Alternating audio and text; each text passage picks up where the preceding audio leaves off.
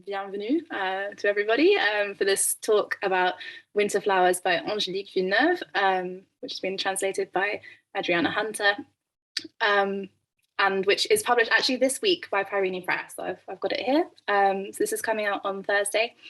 So I'm going to be talking to Adriana about her translation work on Winter Flowers and some of Pyrenee's other works and her career in general. And we're also joined by Angelique, who's going to talk a bit about her book.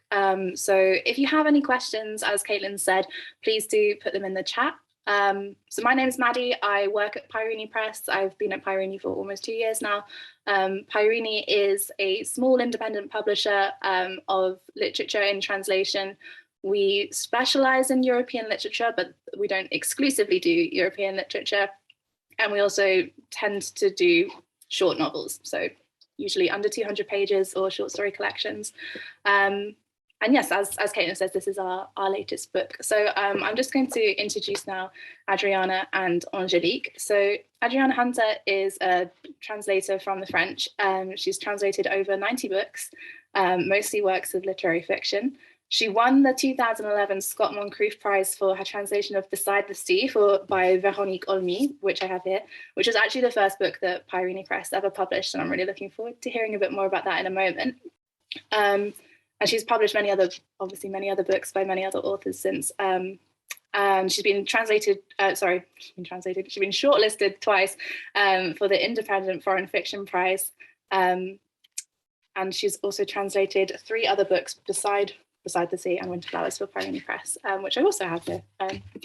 So thank you so much, Adriana, for joining us. And we're also joined by, as I've said, by Angélique Villeneuve, who is the author of Winter Flowers. She's written 8 novels in French, obviously in French, why did I say that? She's written 8 novels and several children's books. And her book, Les Fleurs d'Hiver, which is Winter Flowers, was the winner of 4 different literary prizes in France. And it's the first of her works to be translated into English. So we'll be hearing from Angélique about her writing and about Winter Flowers.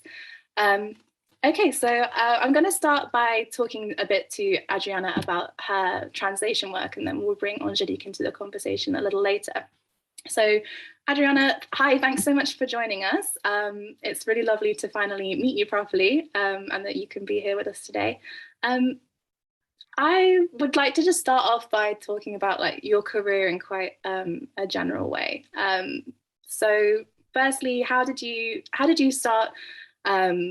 How did you get into literary translation, and sort of how has your career developed over the years? It happened by accident, as all the most pleasurable careers do. I read a review of a book that had been published in France, and just thought, oh my goodness, I need to read this. It was called La Disparition, and it was a memoir by a journalist called Geneviève Jorgensen.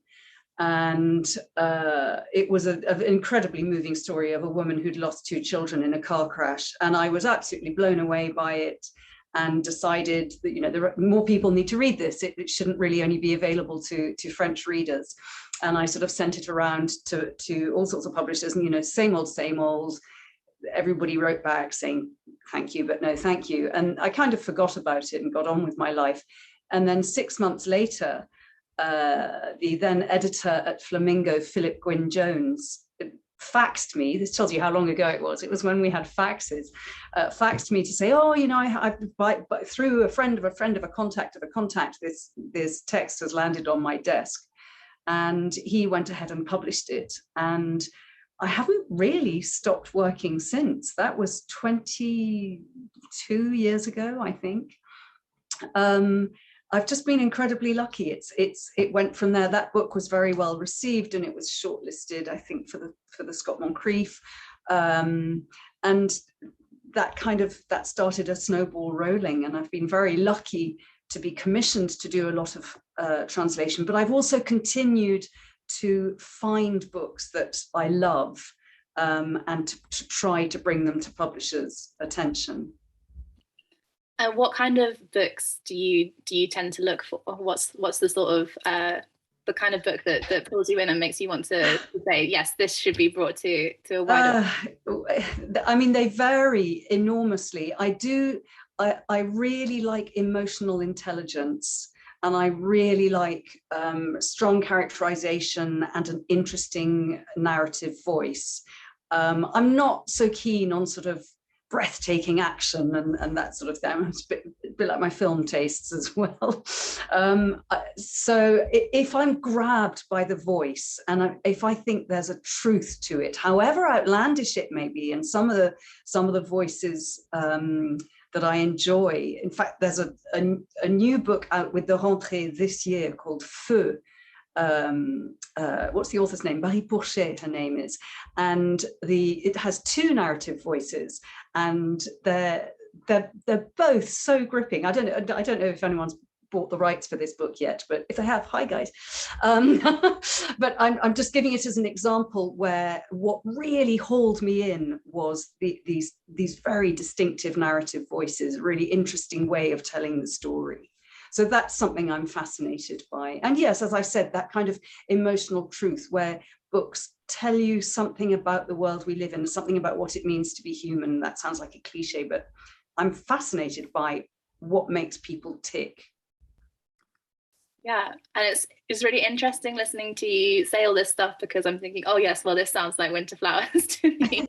And we'll get onto that in a little while, but I was wondering if, I mean, you've had quite, like you've said, like quite a long career, and you've translated quite a lot of works. Could you tell us like some of the highlights for you? Oh gosh, I mean, that's like asking someone to choose between their children. Obviously there are highlights, and I'm not just saying this because I'm talking to you, but I have to say that Beside the Sea was a real highlight for me, because it's a book that I completely fell in love with, and it took me 9 years to find an English language publisher for it. And I mean, I tried really hard. I translated a huge chunk of it. I sent it to loads of people, and everybody, it was too short. It was too short. You know, people don't publish books that short. And also the content is very dark. Again, it's got this incredible narrative voice, but the content is dark, and some people were just, you know, they just didn't really want to go there. And then it was actually at the London Book Fair. I'd gone to a seminar called Publishing Difficult Books, and I thought, oh, this is going to be really helpful. I'm going to find out, you know, what to do. And actually, the seminar was a little bit disappointing, but then right at the end, someone stood up to ask a question, and she said, oh, you know, I've just started this new publishing company. And as she was talking, it was Micah. And as Micah was talking, I was thinking, oh, this is it. This is me. And I sent her my sample, I think that same evening. And within 2 weeks, we had a contract, and it was meant to be. So that book was very special to me. Yes. Oh, that's brilliant to hear, because that was going to be my next question. Really. Was so for a bit of context, if I haven't already mentioned, firstly, Micah Zivogel, who was the founder of Peirene Press, which she founded back in 2008, and Beside the Sea, which I have here, as you say, it's very slim, as are most of our books really, is the first book that Pyrenee ever published.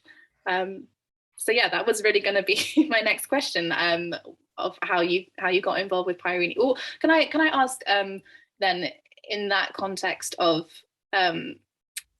what you've just explained, of Micah's being there at that moment and you getting in touch that way, what was it like sort of doing the first book for a new publishing house? Oh, it was, I mean, for me, that was very exciting, especially because it was this book that I was championing. And I think, I may have got this wrong, but I think there was at the time another book was lined up to be the first one. But I think because I was already quite a long way down the line, and I'd actually already translated all of Beside the Sea. I'd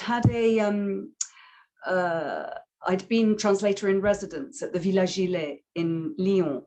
And when you get this residency, you're supposed to translate work that you've been commissioned to do, because they don't want people going there just for a holiday.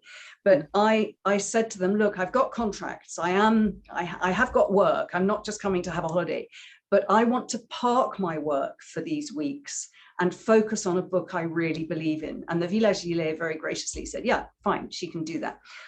So I'd already translated the whole book. And I think Micah saw that as an opportunity. Obviously, you know, it needed editing, but it was ready to hit the ground running. So that it was very exciting for me. And one of the loveliest things about it, of course, was that the publishing company was really behind the book. And in fact, Pyrenee are very good at this, but with some publishers, the staff move around so quickly that the commissioning editor who first bought the rights for something and who loved it and who commissions you to translate it, and they're behind you, they've moved twice by the time the book comes out. And the marketing people are thinking, oh, what's this funny French thing that somebody bought 18 months ago?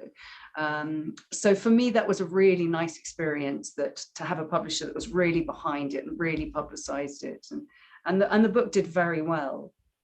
And of course you won the Scott Moncrief Prize for it.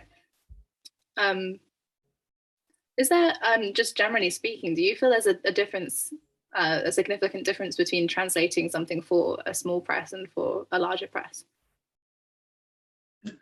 No, because for me, the process of translating it's my personal thing that I do, and it's got nothing to do with who's publishing it. And to be honest, the editing process is very similar. I suppose it's that marketing aspect might be slightly different in a much bigger organization.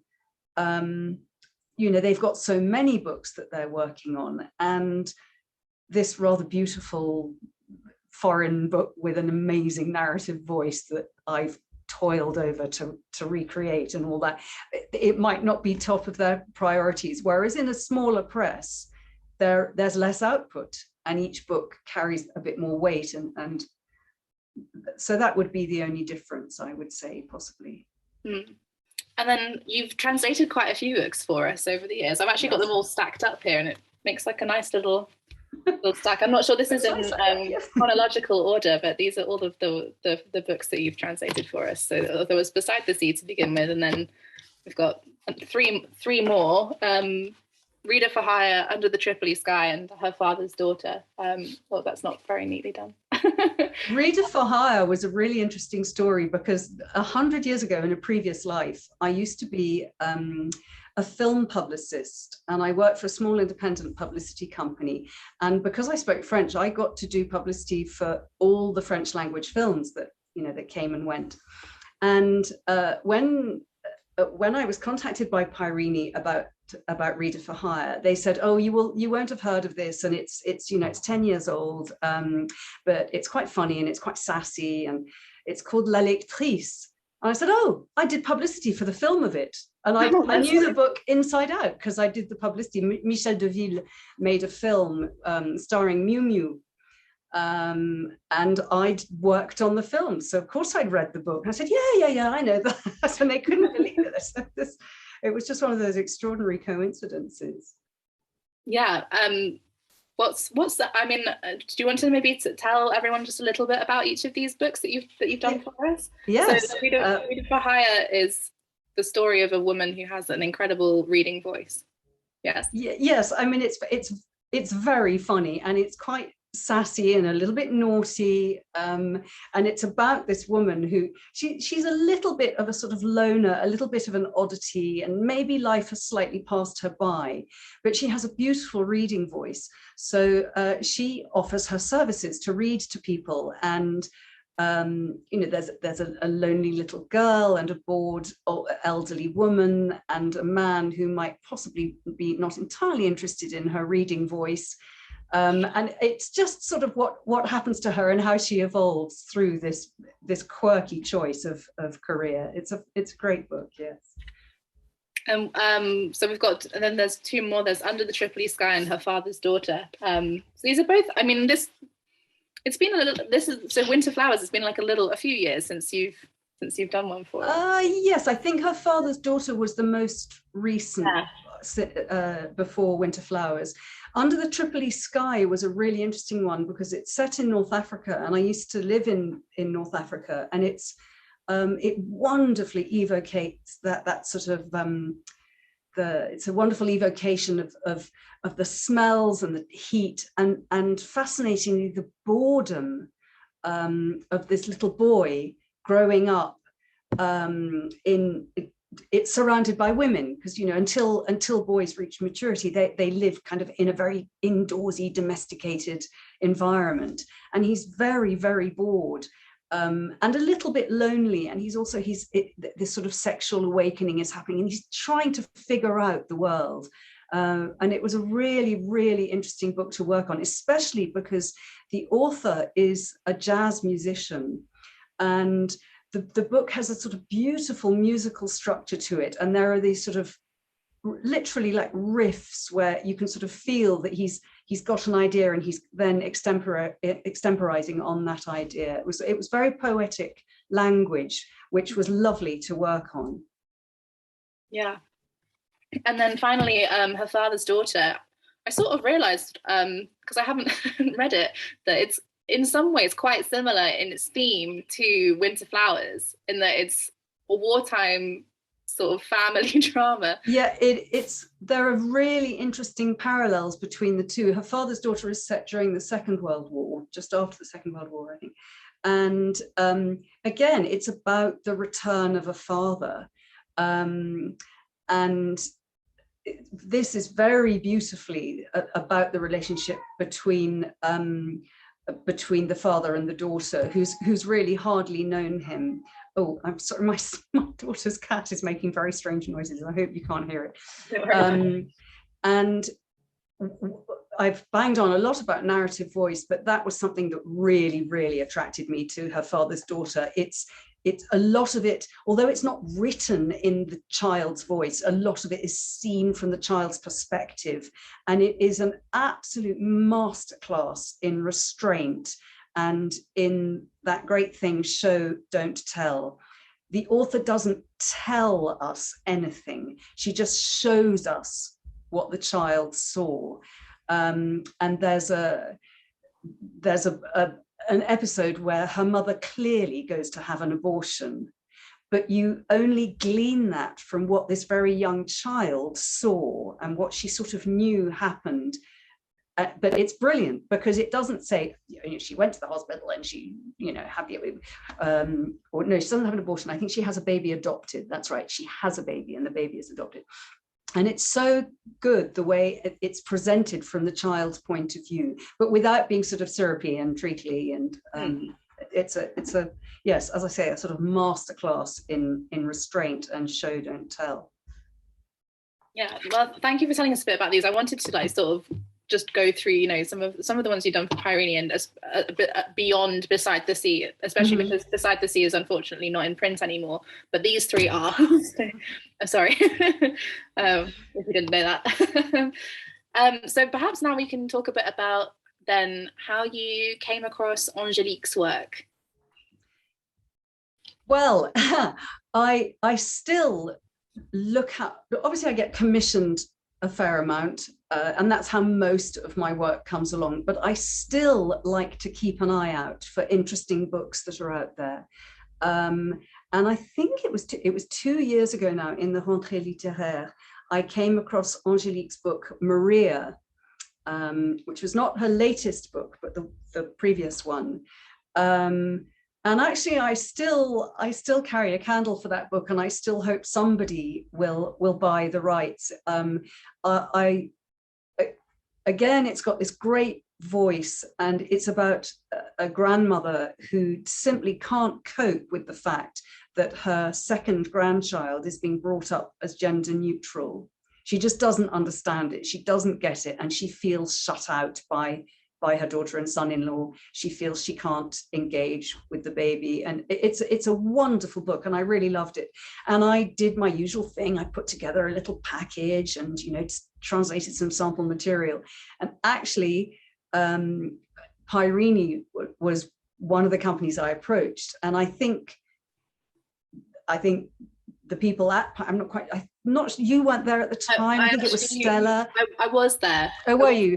This is sort of where I come into the picture. Yes, tell me what happened. Because yes, so you approached us with Maria, and obviously we read the sample. This is when I was very new, actually. I'd only been there for maybe 2 months or so. And thought it sounded really interesting and that the sample was very good, but we weren't sure how it was going to fit in with the rest of the catalogue. So we thought, okay, does this writer have any other books that might fit as well? And then I, as I say, quite new, was sort of like, hey, you speak French. Why don't you read this book, Les Fleurs d'Hiver? So I read it in French and loved it. And cried a lot. Oh, that's great. So I have you to thank. And I also, for me, I don't know why there's this sort of slightly absurd romanticism attached to the First World War. But one of my standout favorite books of all the books I've translated was by Philippe Claudel, called Les âmes grises, which was translated as Grey Souls. And that was set after the First World War, and I absolutely loved it. It was so beautiful and harrowingly sad, but also in its own way uplifting and amazing. But that was a long time ago in my career. So it's been really a real pleasure to come back to a World War I narrative. Yeah, and one that I feel is still quite fresh and quite different to other narratives that exist around that time period. It's so wonderful to have the home fires burning version of the story. It's the woman's version. It's the women's story, and also the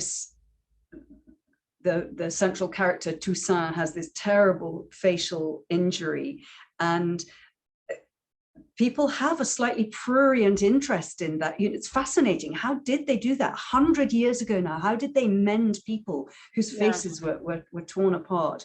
And there's an extraordinary tour de force right in the middle of the book, where Angélique has these two narratives running side by side of the very intricate description of the surgical procedures that Toussaint undergoes, intercut with his wife's work making artificial flowers. And the parallels are it's such a beautiful idea, and this loving intricacy for this broken man, and she at the same time is doing something very similar in a way, creating something so delicate and fragile.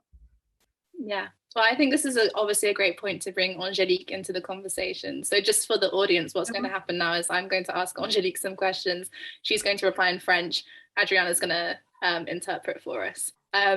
So Angélique, firstly, thank you so much for joining us. It's wonderful to have you here, and we're really proud to be with you. I'm sorry to speak English with you because I'm so damn with thinking in English, but I can read, I can understand what you said.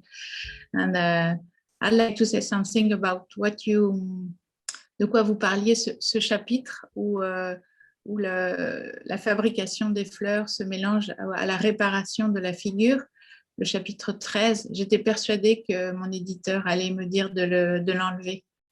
Oh, Angélique just wanted to say a few words about chapter 13 in the book, which is this one which has this wonderful juxtaposition of these two procedures, because she was convinced her editors would tell her to cut it from the book. That's really interesting, because I totally agree with Adriana's, where it's sort of if this isn't too on the nose, it brings everything together. It's sort of, it's that amalgamation of what's happening.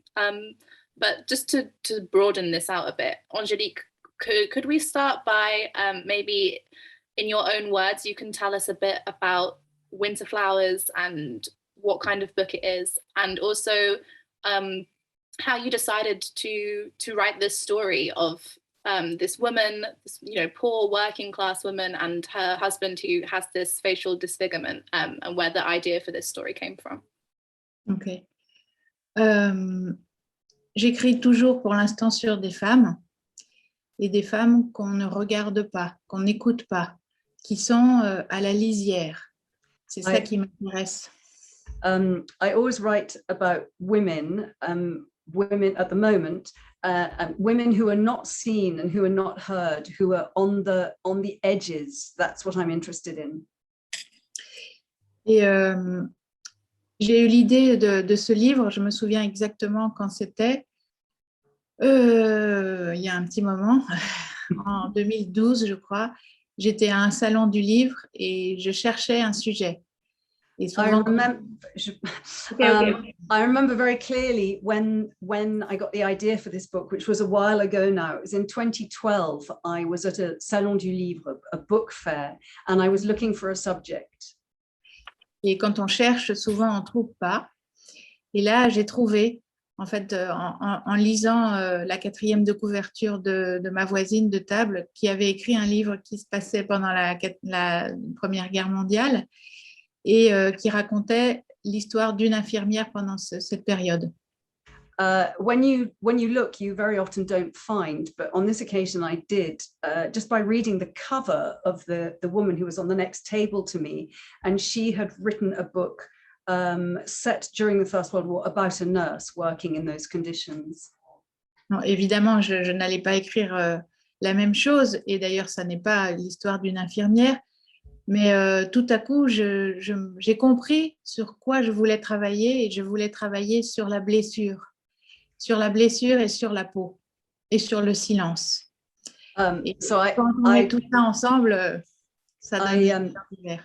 I immediately knew what I wanted to write about. Obviously, I didn't want to write the same story, and my book is not about a nurse, but I knew that I wanted to write about injury and skin and silence, and I brought them all together in Winter Flowers.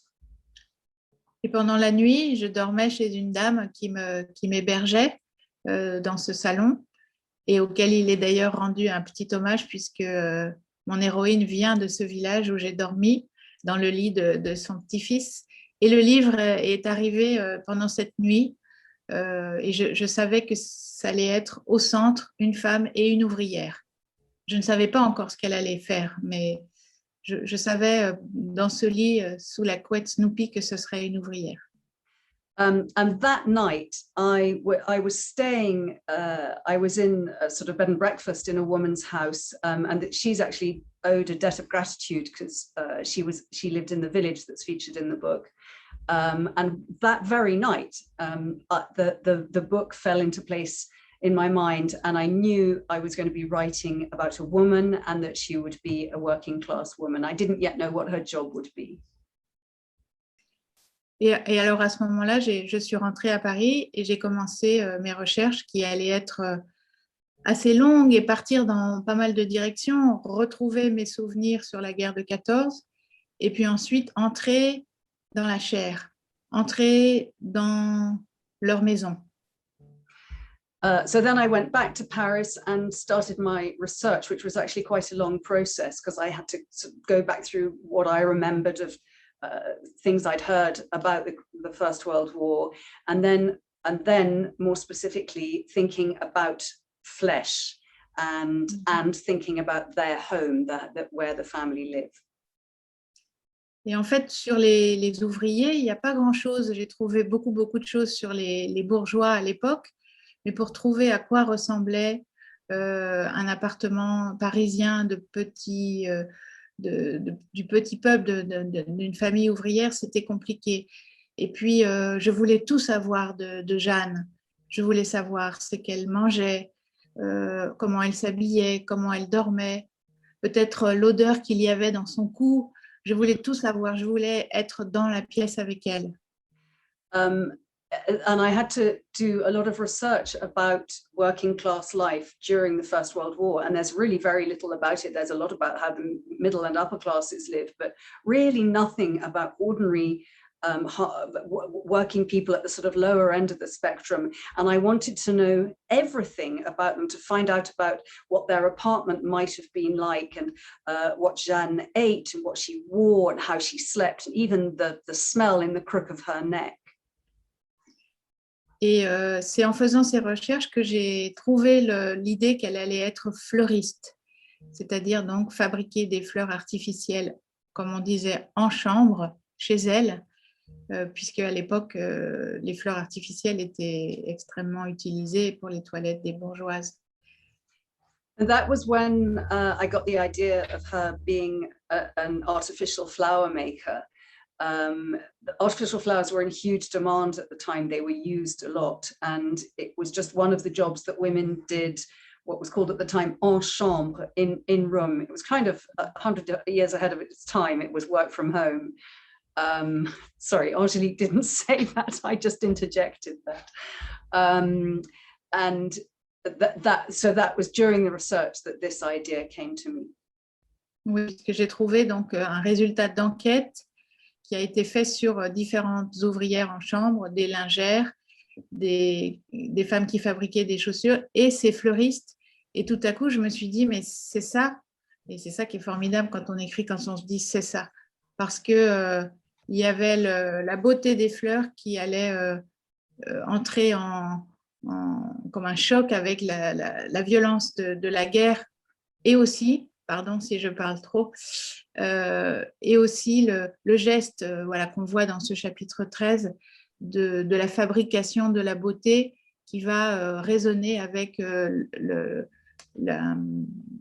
ne sais même plus parler français, qui va résonner avec la reconstruction du visage. I came across a sort of questionnaire that had been put to women working in various jobs, including women who were stitching, linen workers, flower makers, and women making shoes. And it was when I was reading that I thought, right, that's it. This is going to be absolutely perfect. And this idea came for me of this creating something really intricate and beautiful, and the sort of impact that would have in juxtaposition with the injuries to her husband's face. Je voulais que dans ce livre, il y ait la beauté, il y ait la lumière, il y ait l'amour aussi, puisque c'est une histoire d'amour, hein, c'est l'histoire qui unit Jeanne et Toussaint. Je voulais donc, les fleurs sont un symbole de cette beauté qui reste dans la difficulté. I wanted there to be light in the book, and I wanted there to be beauty in the book, and light and love, because it is a love story. There's the love between Jeanne and her husband Toussaint, and the flowers bring in that element of beauty and light. Et voilà, et donc je les ai rencontrés en les cherchant petit à petit, en me glissant comme une souris dans leur chambre avec la petite fille, et j'ai essayé de regarder ce qu'ils faisaient, comment leur corps réagissait. C'est ce que j'écris sur le corps. C'est ça qui m'intéresse, c'est d'écrire sur le corps. So I met them by sneaking into their apartment like a little mouse and living alongside them with their young daughter, and seeing how they behaved and held themselves and understanding their bodies, because that's what I wanted to know about, was their bodies. Et écrire donc comment ce silence va être travaillé entre eux. Comment elle va faire, puisque lui ne parle plus. Il a un masque, hein, voilà, on en porte tous aujourd'hui, mais lui ne veut même pas montrer ce qu'il y a dessous. Et comment elle fait, comment elle apprivoise ce silence, comment elle est en colère, comment elle fait. And I wanted to explore how they manage the silence between them. He doesn't speak. He's wearing a mask, which nowadays is something we all have, but he doesn't want to show what's under the mask. And I wanted to understand how she dealt with that silence and how they negotiated it between them. Et lui, Toussaint, il est un peu le représentant de la douleur qui ne peut se dire, on ne sait pas vraiment, en tout cas pendant une bonne partie du livre, est-ce qu'il peut parler ou non, mais est-ce qu'on peut parler de la douleur aux autres, de ce qu'on a vécu de traumatisme? Et donc lui, il est un peu le symbole, et elle est restée à l'arrière. Est-ce qu'elle peut le comprendre? C'est son chemin à lui. So Toussaint is almost a symbol for pain that can't even say its own name. We don't know for a relatively long time in the book whether he can talk at all. And even if he can he even begin to express the pain that he's experienced? Whereas Jeanne stayed behind and she hasn't experienced that. And it's to do with breaching that gap between them and the anger that she feels at this silence. C'est ça que j'ai voulu faire, essayer d'écrire sur ce silence et sur cette femme qui a la rage de continuer à l'aimer et à être avec lui et mais qui se retrouve avec ce grand type dans leur tout petit appartement et voilà, essayer de voir comment ils tournaient autour, comment leurs corps réagissent, comment ils vibrent l'un par rapport à l'autre. So that's what I wanted to try to do, was to explore how she dealt with that. And Jeanne has this passion inside her. She has this strength that she still wants to love him, but she ends up with this huge, big, silent man in her tiny little cramped apartment. And I wanted to see how they kind of revolved around each other and how that worked, literally on a physical level with their bodies. Donc, c'est pas un livre sur la guerre, c'est peut-être même pas un livre sur les blessés, c'est un livre sur le silence et sur le langage qu'on a au-delà des mots. It's not a book about war. It might not even be a book about injury. It's more about silence and how people manage to negotiate that and communicate perhaps without using words. C'est intéressant les mots pour parler du langage sans mots. It's interesting using words to talk about a language without words. Yeah, this is all really interesting to hear, especially how you talk about the pain that isn't expressed and the silence between them. I think from both sides, and that Toussaint has had this experience that Jeanne does not understand, partly because he won't let her, he won't let her see him or visit him in the hospital, but also she's had all of this pain that he has not been there for at the same time. And there's this sort of barrier between them where neither side can really understand what the other has experienced. Oui, c'est vrai, oui. Elle ne comprend pas ce qu'il a vécu et lui non plus. Et c'est ce que j'explique aussi dans les chapitres sur les lettres où chacun s'auto-censure, ne racontant que ce qui peut être à la fois passer la censure vraie et aussi être entendu de l'autre côté. Donc, on ne dit pas le malheur, on ne dit pas la souffrance. On dit juste qu'on est vivant et qu'on est là et qu'on pense à l'autre. Yes, that's what I was interested in. She can't imagine what he's been through, and he doesn't know what she's been through. And this comes out also in the chapter about their letters, where they're both self-censoring, not just in order to get it past the real censors, but because they really only write what the recipient can cope with. They only sort of say, yes, I'm here and I'm fine, and they don't really go into the details that the other person might not be able to bear.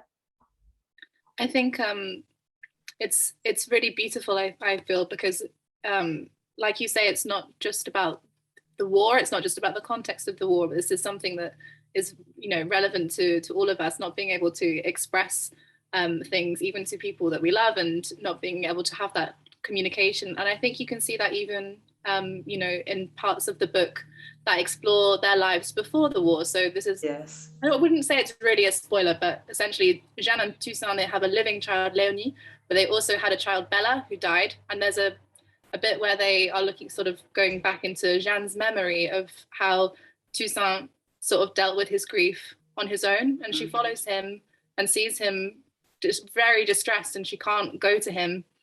And I feel like that sort of encapsulates this as being more than just within the context of the war. There's also we were talking about words just now, and I think one of my favorite chapters in the book is when Toussaint sends her this very short note from hospital telling her he doesn't want her to come, but he doesn't phrase it quite like that. And there's a whole chapter about it's only about 4 words about why he said it, the way he said it, and what does it mean. And it's so painful to her that her husband doesn't want her to visit him. And she reads all these things into it. And then right at the very end of that chapter, I mean, it's not very a long chapter, it's not a very long book, but at the end of the chapter, there's a beautiful sort of glimmer of hope about how she hears the words inside her head.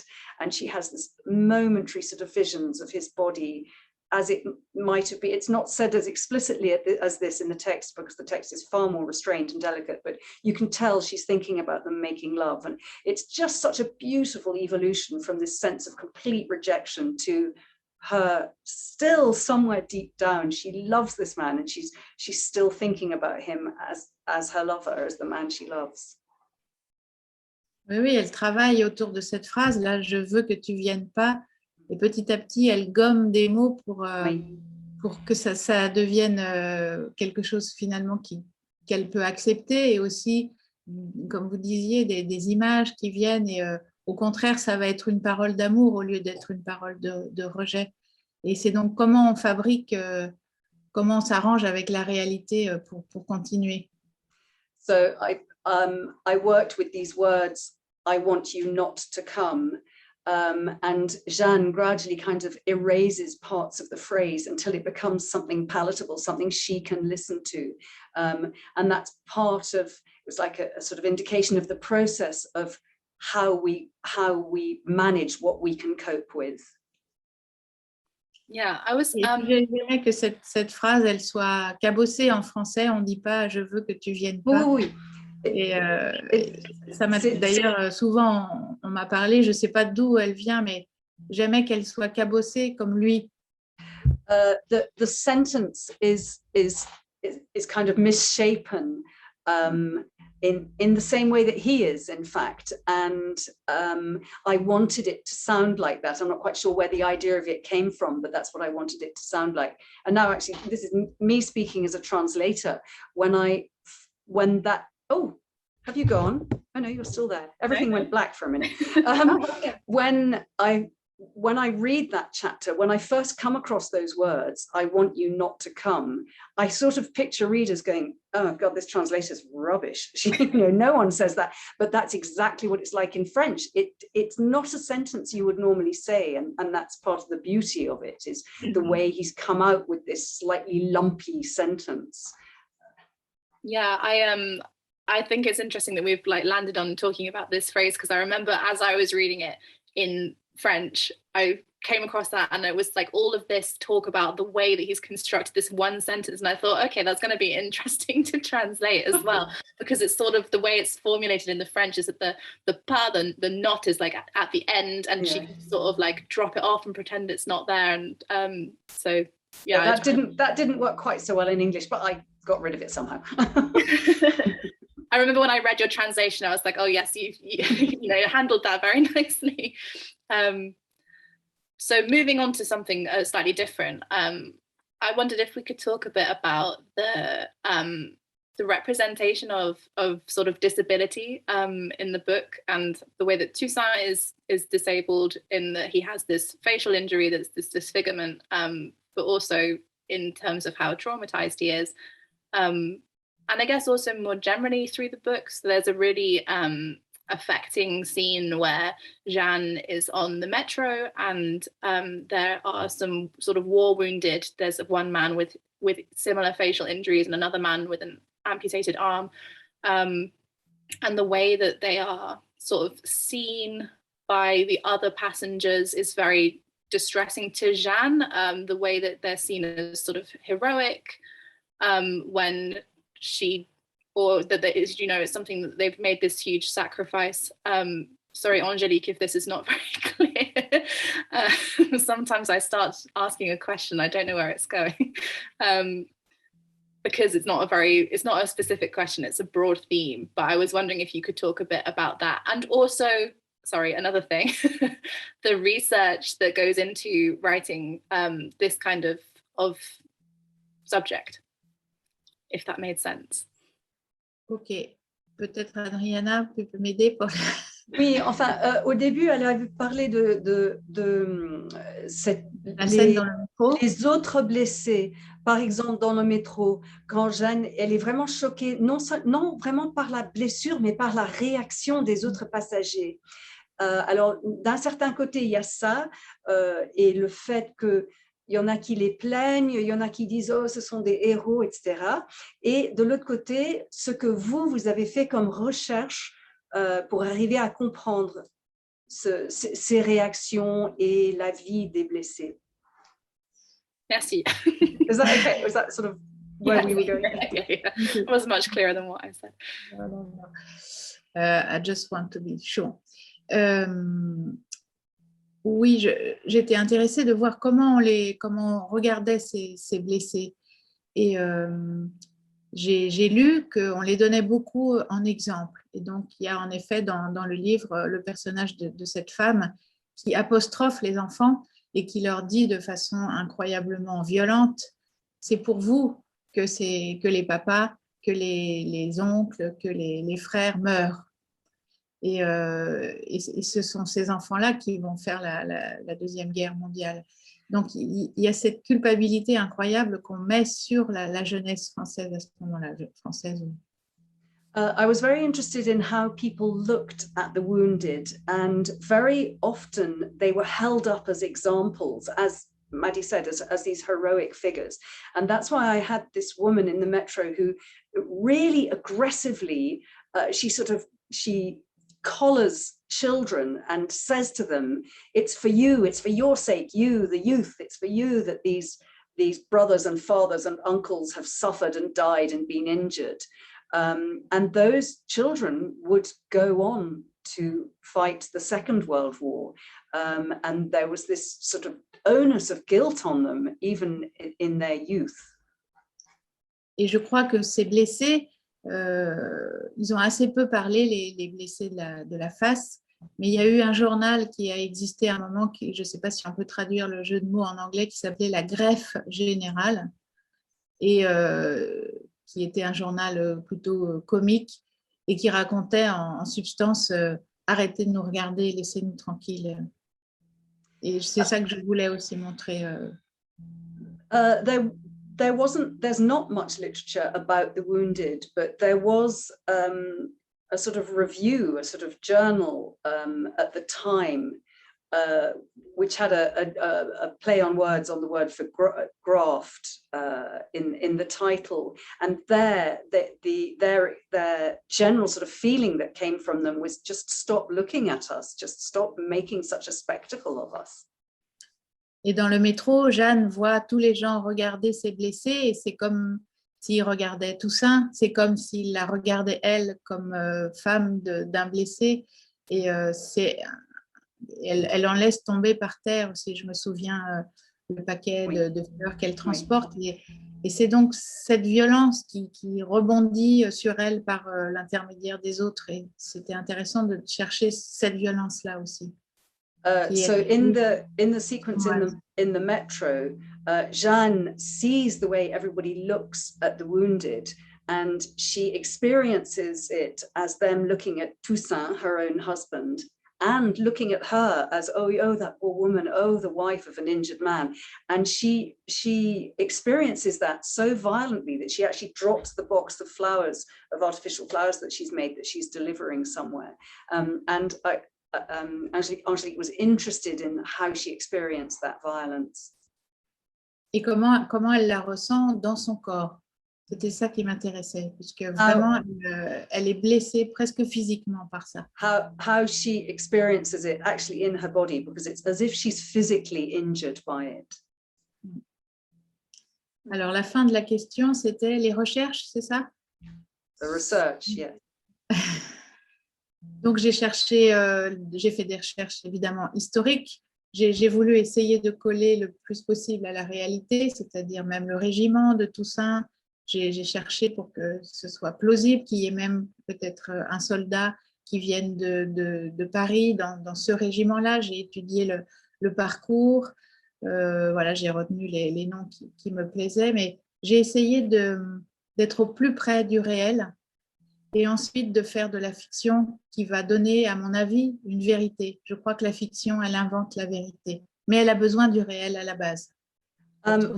for the research, I wanted to stay as close to the facts as I could. So I did a lot of research, even down to which regiment Toussaint was in and whether it was plausible for a man from Paris to have been in that regiment, and the towns that they would have gone through during the course of the war.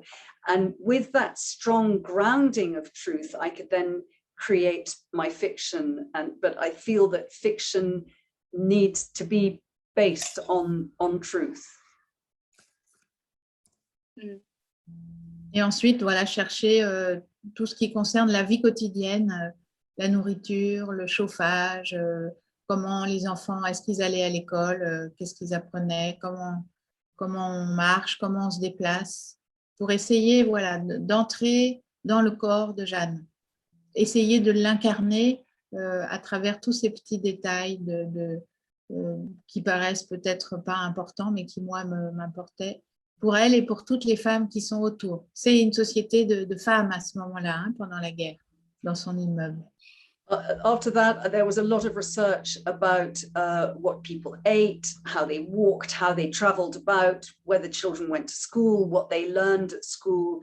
I really wanted to get inside Jeanne's body and to experience how she lived and the women around her, because it was very much a women's society at the time. Donc il y a la voisine, hein, qui est une femme qui a perdu petit à petit tout l'ensemble de sa famille, ses maris, ses enfants, et l'entraide qu'il y a entre ces deux ouvrières, une lingère, une fleuriste, et sont des femmes qui à la fois parlent beaucoup, mais qui ne savent pas forcément parler de la douleur et de la peine, comment elles se tiennent l'une à côté de l'autre. Et moi, j'ai aimé écrire la scène où Jeanne pleure pour Sidonie. There's a very important relationship between Jeanne and her neighbor, Sidonie, a woman who has gradually lost her entire family, 2 husbands and her sons. And these 2 women, they're very mutually supportive and they're great friends, and they chat a lot, but they can't necessarily talk about their pain. And I especially loved writing the chapter where Jeanne cries for Sidonie. She sheds her tears for her. Donc voilà, d'un corps à l'autre, au-delà des mots. Something transferred from one body to another, but above and beyond words. Quelque chose de très archaïque, en fait. Yes, something very archaic isn't quite, there's something very ancient, very almost atavistic is possibly the word to translate. Yeah. Yeah, it's all just really wonderful to hear about. So I just wanted to ask maybe about one more aspect of the book before we should probably take questions from the chat if we're doing all right for time. Is it okay if we run over, Caitlin? Yeah, okay. So the last thing I just wanted to talk about and something I wanted to ask both of you about really is that as I was reading the book, both in French and then in the English translation, I was really struck by the narrative voice and the style of it. It seems quite sort of distinct to me in that it's quite, I think Adriana, you described it before as very restrained. And it can be, you know, quite sort of almost clipped or quite sort of the right word for it, you know, sometimes very short sentences, very sort of direct, you know. And I was wondering firstly for Angélique if this is the sort of voice that you often write in, or if it was specific to Les Fleurs d'Hiver and to Jeanne's sort of perspective. And then for Adriana, what it was like to translate that kind of voice. Je commence? Oui. Oui. Oui, je crois que c'est mon écriture qui est comme ça. Mais en tout cas, moi, je voulais dire quelque chose vraiment d'important, enfin, en tout cas, que je voulais vraiment dire, c'est à quel point j'ai été heureuse de découvrir cette traduction-là. Parce que pour moi, la langue, elle est vraiment première. Ce que je veux faire, c'est trouver ma langue. Et je me disais, qu'est-ce que ça va donner en anglais? Est-ce que cette langue, je vais la retrouver? Et franchement, j'ai été bouleversée de lire ce que Adriana a fait de mon texte parce que c'était encore mieux. I'm not going to translate that. Angelique is being very flattering about Adriana's translation. Yeah, you have to, because okay. So Angelique was saying that that is the way, that's her writing, that's the way she writes. And she was very interested to see how this language would be reproduced in translation. Would she recognize her language? And basically she was really pleased with what I've done, which is a wonderful thing to hear, because I really, really enjoyed working on this book. And for such a short book, it was possibly one of the longest editing processes, because I really stuck my neck out quite often. I said, no, I want to keep this. I want to keep this. This is Jeanne's voice. There's quite a lot of free indirect speech. And where a character might say something which nowadays might sound a little bit politically incorrect, but you have to leave it. These people were living in 1918 and it's their voices. So I fought quite hard to keep certain things as they are. And even when there are bits that are a bit weird and a bit quirky, I thought, but no, it's a bit like the "I want you not to come" thing. It sounded weird in French as well. So we need it to have that same effect in English. Yeah. C'est vraiment réussi parce que voilà, I say it in English because she's not okay to translate it, but what she did is better than what I did. Yeah, I'd forgotten about that bit. I think they're both brilliant. I read both. I think they're both wonderful. So there's no need to compare like that. But it's really wonderful to hear that from an author, you know, to hear that it's obviously, we talk a lot about, you know, the work that translators do and the art of translation, but it's really nice when it's an author as well saying that their work has been turned into something else wonderful. So, shall we see if there's some questions in the chat? I think there might be a couple. Actually, funnily enough, Amir asked the question of, am I reading an exceptional novel or an exceptional translation? To what extent is the author, translator, or editor responsible for this? Well, I feel like that's a difficult question to put to you. They're just so inextricable. I say, if a translation's beautiful, it's because the book was beautiful. It's a bit like looking at an absolutely gorgeous white rose and then putting a yellow filter over it. You get a gorgeous yellow rose. The raw material's still beautiful. It's just come through a different filter. Yeah, I think that's a really nice way of putting it. So yeah. Does anyone else have questions? I mean, there's one more, but just to prompt people, if you want to ask questions, then please do. Sorry, I'm a bit hoarse today. So Harry says, having been lucky enough to have already read the book, I was struck by how much detail accompanies the narrative. How did that research feed into the translation process in terms of how much was shared or how much research was left up to Adriana, for example? And put in mind particularly of the certificate ceremony and the surgery, both aspects which were mentioned in the translator's note at the end of the book. So it's an interesting point because we've heard from Angélique what her research was like, but as we know, translators often end up having to do research. So yeah, actually that note at the back of the book it's not a translator's note. I think it's a note from Angélique, isn't it? About I don't think we had yeah. It's not my it's not my note. It's Angélique's note. Yeah. I have to say, I didn't have to do an enormous amount of research for the simple reason that Angélique had done the job for me, and I said what she said. That's kind of my job. I say what she says. So obviously when I'm working on something, if I come across something unfamiliar, I do a lot of Googling, and I want to find out about whether there's an English equivalent of something. But I think we had very, very few questions for Angélique at the end of the process. I think there was once the stupidest thing. So Toussaint wears this mask over part of his face. And in French, the word that Angélique used was bandeau, which can be like a sort of bandana or mask, and it just was a long time before I finally, I now can't even remember. I think I had bandaging for a long time. Did we end up with mask? I think. Yeah. Because whatever other words I used, they weren't right. They weren't conjuring this sort of strap of something tied with ties behind.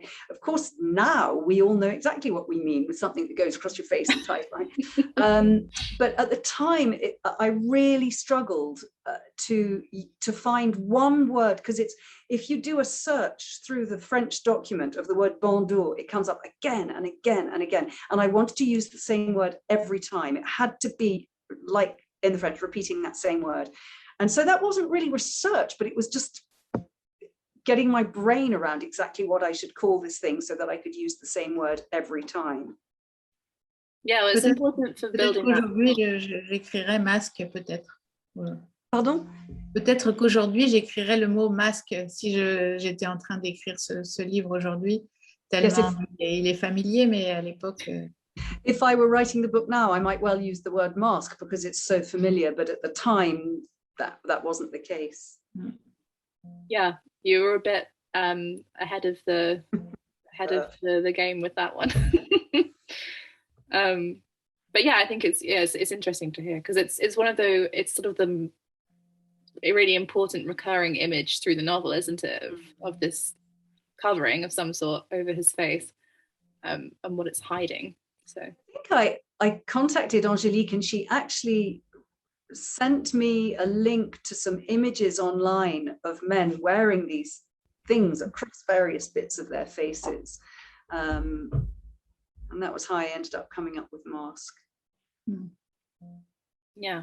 It's a mask. So here's a sort of more general question for you, Adriana, from Caitlin. Thanks, Caitlin. It says, how's the translation community and work available changed over the course of your career? I think it's much more vibrant now. There seems to be more going on.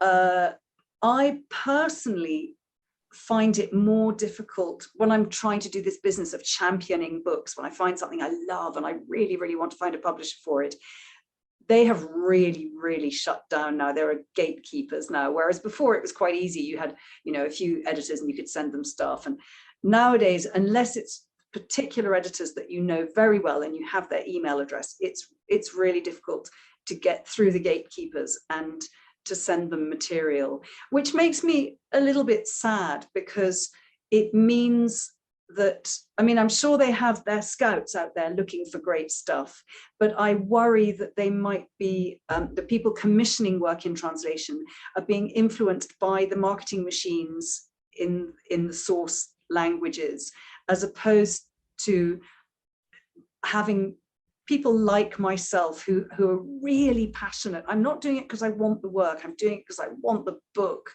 I really want that book to find an audience.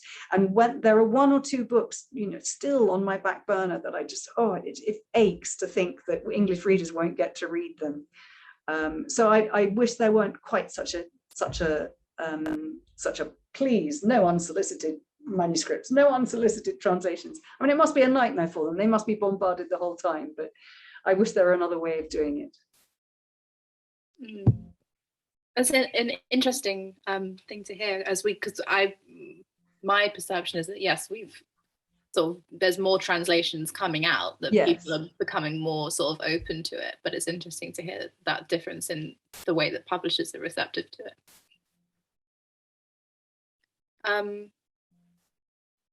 So Alexandra, I guess, has a follow-up question to that one, which is, do you think it's generally more commercialized and less arty literary on the translation markets? I can't really, it felt as if I was going in that direction with what I said about, are they only being influenced by the marketing departments in the source languages? I can't really necessarily say that's what's happened. I, interestingly enough, in the last few years have translated many more what I would politely call beach reads than I ever used to.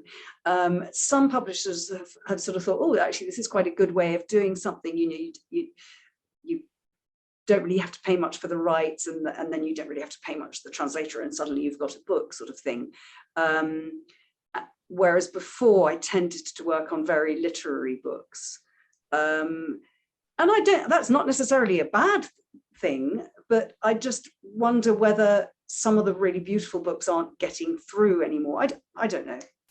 It's just, in my personal experience, the kind of work I'm asked to do has slightly evolved.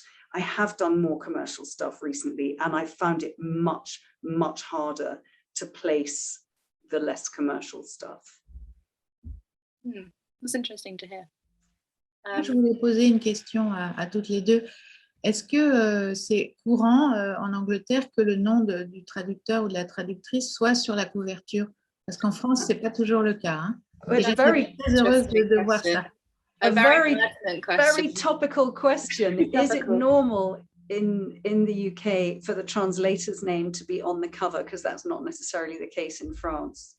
Very topical. Very topical. There was very recently. It's a very good thing that the name is on the cover. Thank you. Very, very good. I was very happy to see it. Yeah, there was recently an article written for The Guardian by Jennifer Croft, who is a translator from Polish and Spanish, who translated Olga Tokarczuk, who's the Nobel Prize winner, sort of saying that translators' names obviously should always be on the cover, but they're not always. And then there's been a lot of debate about it. And then recently an open letter signed by many authors and translators in the UK about this subject, and it's certainly something that lots of people are talking about. I think, from our perspective at Pyrenee, we do now put the names of the translators on the cover, but we didn't always do that, and that's because the sort of way that translation is kind of perceived has maybe slightly changed, and certainly the advice that Micah was given when she set Pyrenee up was to not necessarily signal books as being translations,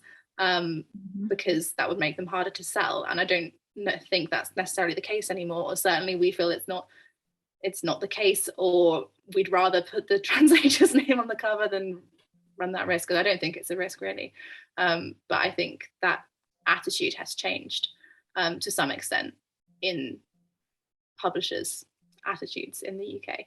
But I'll be interested to hear what you think, Adriana. Yes, I think more. There is increasingly translators are named on the cover, on the spine, maybe on the back cover. Whereas before it was a bit, we'll keep quiet about that. We don't want people to know about this. And I have to say, right at the beginning of my career, I actually really agreed with that keeping it quiet business, because I'm really all about serving the book. And if it serves the book for the general public not to know that it was originally in another language, just go ahead. And because if one reader went, I really like the synopsis of this, but I don't want to read it because it used to be French and it'll be rubbish because it's translated. If one reader casts aside a book because they know it's translated, then I don't care where my name is, so long as the people in the industry know who I am and what I'm doing. But I think opinions have evolved since then, and I think people are more open to work in translation. And I think because it's a competitive market. There are lots of us out there. There are jobs that I don't get, and it breaks my heart because somebody better has got the work, and it's competition. And so you can't, it's not horrible, clunky, wooden sentences now in translation. Translations are beautiful. And so people are much more receptive to work in translation, I hope, than they used to be. I think so, and I also think it's one of those things that unless you sort of change the culture, then people's attitudes won't change. I think to some extent it's about normalizing reading translations, and if you think, oh yes, some readers don't want to read that, but if they're presented with it more readily. Yeah, I think that was probably my own insecurities, early in the career, and now I feel a bit, well, more fool them, it's their loss. Yeah. Angélique, did you follow? Yes. Great. Thank you. It's interesting actually because to continue talking about this, often when we talk about it in sort of circles of like UK or English speaking readers, publishers, translators, etc., you come across like lots of comparisons with you know, literary markets like the French literary market as being very different from ours, because in France a much higher proportion of works published are translations, and then it's sort of a comparison of like, well, in France everyone reads translations all the time because they know that that's the case because they're reading American books or yes. British books or German or whatever. So it's interesting then to hear that, you know, that's something that you would bring up as not always being the case in France. I think it might be different in somewhere like Italy, where such a huge proportion of what they read is work in translation. Yeah. Okay, well, shall we wrap it up there, Caitlin? Yeah. Sorry, okay. But yeah, I think we'd better.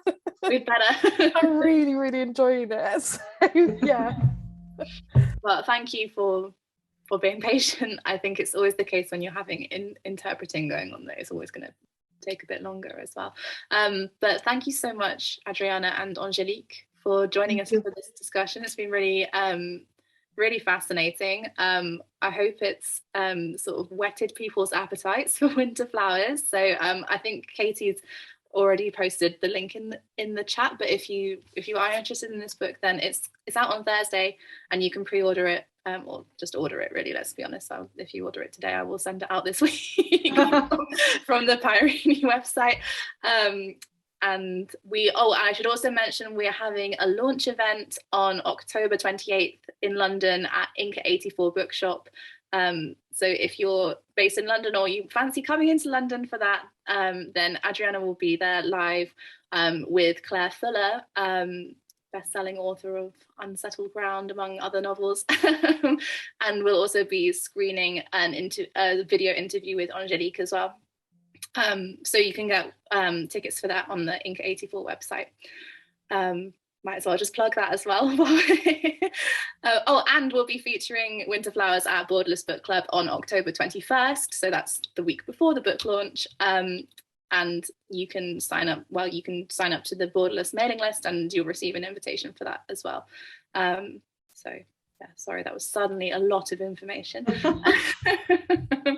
But yeah, thank you all for joining us, especially Adriana and Angelique. Thank you.